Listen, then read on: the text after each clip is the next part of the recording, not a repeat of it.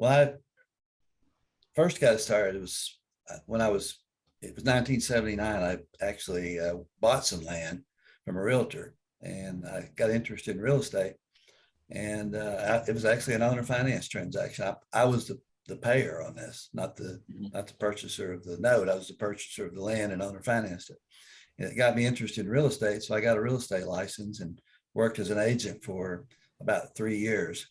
And I read a book called Invest in Debt by Jimmy Napier. Some of you may have read it, but it got me interested, and I ended up buying a real estate note on, it was actually land, but it had a barn on it. This guy lived in the end of the barn. It was a horse barn and he had quarter horses and he really liked them. So they had a living quarters, and it's probably one I wouldn't have bought if I'd have known better. But anyway, it turned out well. It was $38,000 note, and we bought it for 20, and it paid for like a year. And then the guy paid us off. I actually borrowed the money at the bank to purchase it, and I made the payments for a year plus the difference in what the discount was, and it didn't really pay down very much. So that was more at that time than I'd made in a whole year, Yeah. and kind of got me hooked on notes. And a lot of the notes that we purchased were land notes, but also houses. But land notes are unique, and probably be best just maybe to ask me some questions. But Sure. further that story, in 1988, we decided to make the note business. We went into that. That's all we did from that point forward, except for purchasing real estate from time to time. And so that's kind of my, nutshell, my very thumbnail sketch of my career, where it started anyway. I hear you. So in 1988, were you buying bank paper or seller finance, or because that was a different time? Interest rates were quite a thing. Yeah, back in those days, we were buying seller finance. We bought some bank notes, but mostly seller finance. And during the 2008, 9, 10, we did a lot of bank notes. Yeah. Because there were all kinds of pools going around, non-performing, performing, everything, and you can imagine sub-performing. But mostly throughout my business life, I've done owner finance transactions, and of all kinds, single family owner occupied, mobile home, land. We've done, commercial, just whatever. It's kind of like a box of chocolates. You never know what you're going to get. Yeah. But we have done a lot of land notes. That's not necessarily what we look for, but we end up buying a lot of them. So Yeah. I can answer some questions about it. Absolutely. We're gonna dive into questions here. Just to let you guys know, we're gonna multitasking here. Any kind of questions you ask, we'll feed it right to them. And so please present any question you have inside the chat. If you are doing raw land, please make sure you let us know as well, so we can encourage and have you kind of an expert here, which is great. So when you're buying these land notes, are you sent what we call a list of addresses, blank lots, and is that the first step in it? Like, how do you find those? Yeah, we have a website that that's pretty, it's pretty active, pretty aggressive. It's not the top one out there, but we're working on it. But we do a lot of direct mail as well. Just take you back just a little bit from the progression. Sure. When we first started in buying notes, like that note that I purchased, it was a horse barn. All we really did then was run an ad in the newspaper, and you would get quite a few. There was not very many people buying notes then. It was kind of a best kept secret. Then we started doing other things like direct mail, and then we started actually running ads in telephone books. We were in like 100 telephone books across the country in major cities, like a half-inch to an inch little ad, but it got us quite a bit of business.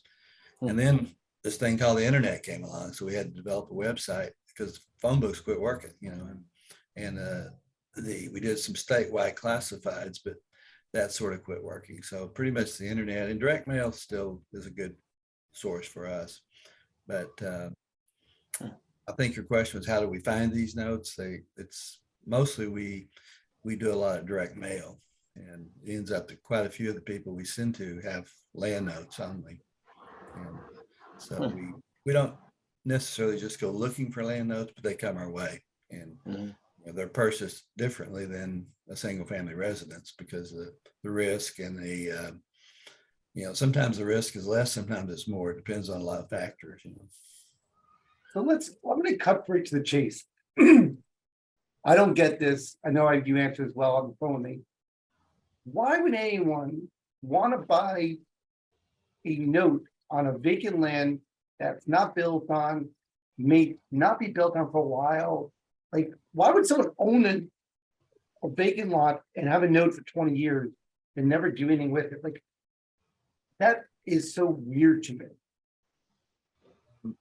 Well, there's all different variations of that. Most people do have a plan. They plan to build on it.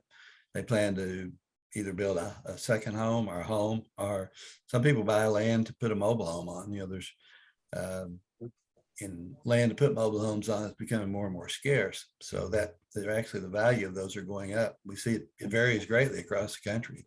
Something in Arizona that has water is worth a whole lot more than something in Arkansas. The water rights can be worth $75,000 just to have water to a lot that you can put a mobile home on. But some people buy it to put a second home on, and some are agricultural. There's lots of different uses, but I would say the most common is someone who's buying a piece of land to build a house on or to set a mobile home later. Unless you're talking about commercial land. And are these generally like in an established community, or are they just kind of out in the middle of nowhere? It'd be either. We see a lot of land in Texas and Oklahoma that's just sort of out in the middle of nowhere. Maybe there's a lake or something nearby, or some attraction. But if they're one-offs, sometimes it can be a piece of land that's down a private road or a dirt road, or just a state or county road. It's kind of like there's no cookie cutter. They're all different, but we see some of each. Some are in established subdivisions, and we bought one in Atlanta recently that was in an established subdivision, a very nice lot, and they're getting ready to build on it, and we'll get paid off probably. So you're more the likelihood of an early payoff if you purchase at a discount. If it's more established subdivision, they're probably going to build a home. The problem we've seen recently is some of the people who plan to build homes now, since rates have gone up, and that are backing off, and there's not as it may sit there a little bit longer. But if the people had a lot of chips in the game, paid a pretty good down payment, got decent credit, then it's still a good risk because they're not going to walk away. And that's why land, I mentioned, I think before we started this, that the loan to value needs to be better than it does on a single family house. The investment to value, you want to stay, in my opinion, depending on the quality of the property, but somewhere between 50 and 75% investment to value. If it's in a really established subdivision in a very vibrant market, then you might go 75%, but that would be a stretch. I want to make sure we're clear on some things. I'm seeing something in the chat. I'm not going to name by name, but someone mentioned this idea of CFDs. So land notes are different than vacant notes on vacant land, right? So land contracts are different from land notes, right? So we're not discussing the idea of having a CFD, contract for deed land contract per se. We're talking about more of the idea of having a note secured by vacant land. Correct. A land contract is typically, or could be on land, on raw land as well, but it's the structure opposite of a mortgage. You have a mortgage or land contract or a CFD. So we're not talking about the idea of mortgage or CFD. We're talking about you can have a mortgage or a CFD on a note secured by the promissory note being secured by a mortgage or land contract of vacant land. So just so clarity. The collateral is what we're talking about. The collateral is land. The instrument you use could be a contract for deed or a land contract. Different parts of the country, they call them different. Down in the deep south, they call it a bond for title, but it's still a contract for deed where you don't have title to the property until you pay it off.